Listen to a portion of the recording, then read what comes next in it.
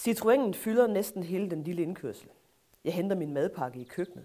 Står på toppen af trappen og ser biler trille forbi huset ned ad vejen. Klokken er 7:15, og naboerne kører hjemmefra. Det er min 6. arbejdsdag. Jeg sad længe med telefonen. Det må være jetlag, undskyldte jeg. Og sekretæren grinede, ønskede god bedring og noterede mig syg. Jeg sidder i bilen og kigger på huset. Jeg skal nok komme tilbage, lover jeg hviskende. Rullegardinet i bryggerset er trukket halvt ned. Det ser ud, som om huset blinker til mig. Jeg kører rådvildt og til gene for de øvrige bilister.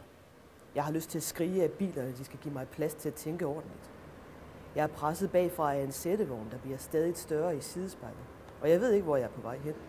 Alle veje fører ud af Brovst. Jeg trækker ind til kantstenen og får fingeren af en Mazda 323, der overhælder med ødelagt lyd på. Lastbilerne kører tungt og tæt.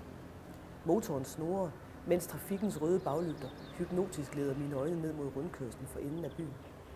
At lade mig opsluge af vogntog, at krybe ind mellem de mægtige lastbiler og putte den lille Citroën som lidt nyfødt i et dunbøds svøb. Lad mig glide med ned ad hovedvejen hele vejen til Aalborg og videre sydpå. Det nemmeste i verden. Blinke ud, se den bagvedkørende i bakspejlet, sende ham en venlig tanke, sætte farten op, holde afstand og køre.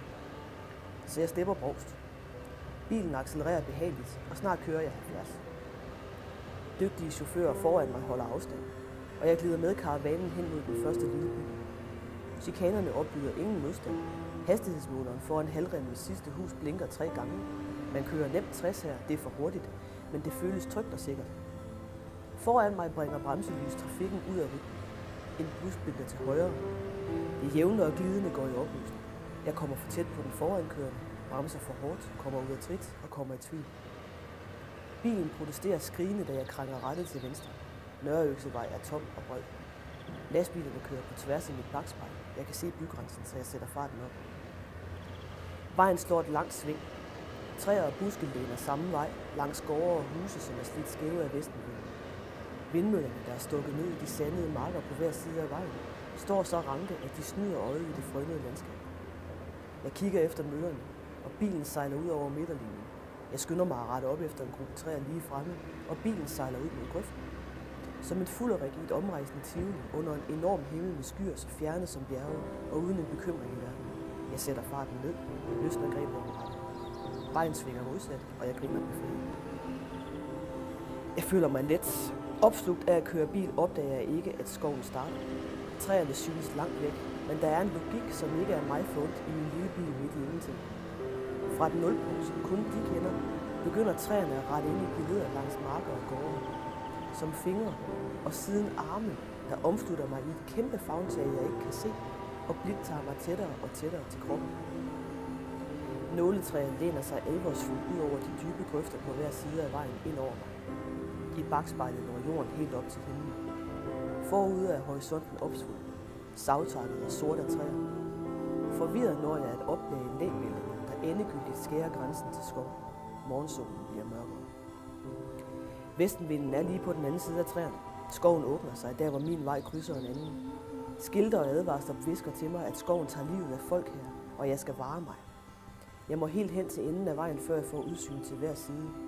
Min køretur bliver gennemskåret af en gammel tyskervej i bleg beton. Jeg kører i en labyrint, lister mig frem og kigger rundt om skovens hjørner.